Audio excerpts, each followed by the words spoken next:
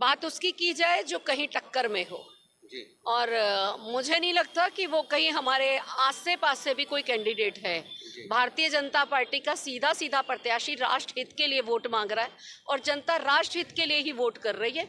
तो मैं नहीं मानती कि हमें किसी का नाम लेना चाहिए या किसी को अपना कॉम्पिटिटर मानना चाहिए। नज़र पत्रकार की होती है और पत्रकार जो पारखी नज़र से देखता है तो बदलाव आपने देखा है। और सही मायने में चुनाव 25 से ही शुरू हुआ है और वो 25 की जो बढ़ते हुए कदम है आज आपने इस रैली के माध्यम से देखे। भारतीय जनता पार्टी जीत का परचम फहराएगी। मुकेश पहलवान गुरुग्राम 77 से विधायक बनकर परचम फहराएंगे और विधानसभा राव साहब ने जो नाम लिए वो उन्होंने उन कैंडिडेट्स के नाम लिए जो चुनाव लड़ना चाह रहे थे और वो पब्लिक को ये बताना उनके द्वारा ये मैसेज था कि ये भी टिकट मांग रहे थे और आज एक मंच पर हैं।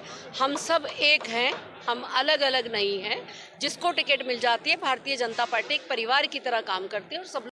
आज नितिन गडकरी की गुरुग्राम में एक विशाल रैली थी। मुकेश शर्मा यहाँ पर उम्मीदवार रहे हैं और जिस तरीके का आयोजन और सभा में जिस तरीके की मौजूदगी मिली उससे कुछ बदलाव तो तय है। आज उसी से बातचीत करने के लिए मेरा कुछ सवाल है इस रैली के बारे में। गार्गी कक्कड़ जी हमारे साथ जुड़ी है, सभा के मंच का पूरा अच्छे तरीके से कुशल संचालन भी किया है। मैडम जी नमस्कार। कैंडिडेट को करड़ा किया या चाबुकसी या कोई मैसेज था गुड़गांव वालों के लिए, क्या कहेंगे आप?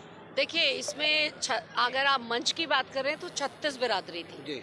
और राव साहब ने जो नाम लिए वो उन्होंने उन कैंडिडेट्स के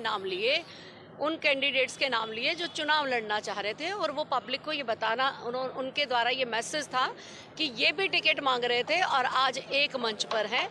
हम सब एक हैं, हम अलग अलग नहीं हैं।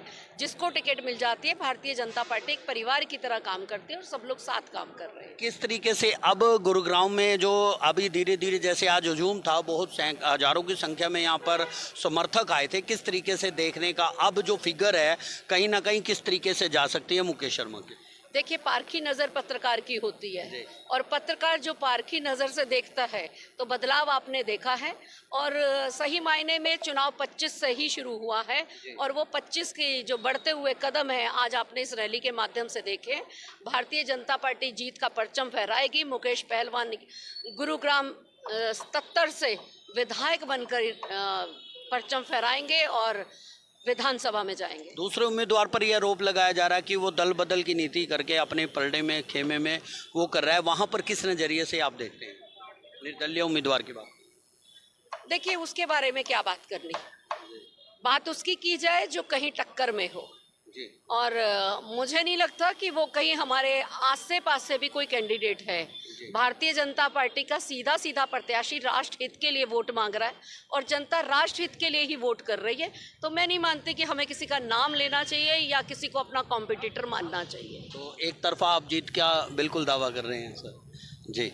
तो ये तो वोट आप भी हमें ही दे रहे हैं। आपकी मुस्कुराहट बता रही है कि आप भी हमारे साथ हैं। तो चलो 8 तारीख को फिर मैडम आपसे मिलते हैं, दोबारा हम बात करेंगे, इस विषय पे चर्चा करेंगे। गुरुग्राम के विकास के लिए आज जो भी बातचीत हुई है उस पर क्या टिप्पणी करेंगे, किस तरीके से बीजेपी आला कमान से जो हाई लेवल तक यहाँ की प्रॉब्लम्स बताई हैं किस तरीके से आप देखते हैं एक जिम्मेदार नागरिक होने की वजह से गुरुग्राम में? आप भी इसी शहर के रहने वाले हैं। 2014 से पहले का गुरुग्राम और 2014 से 24 का गुरुग्राम आपने देखा है।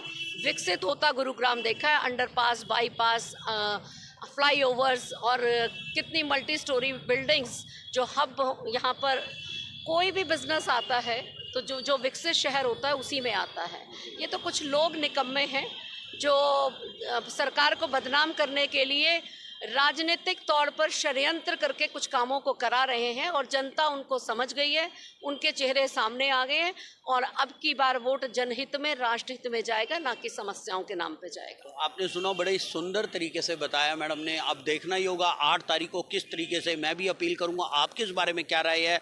तमाम आज की रैली से तो ये बहुत ज़्यादा क्लियर हो गया कि कहीं ना कहीं वोटर बदलाव चाहता है। धन्यवाद।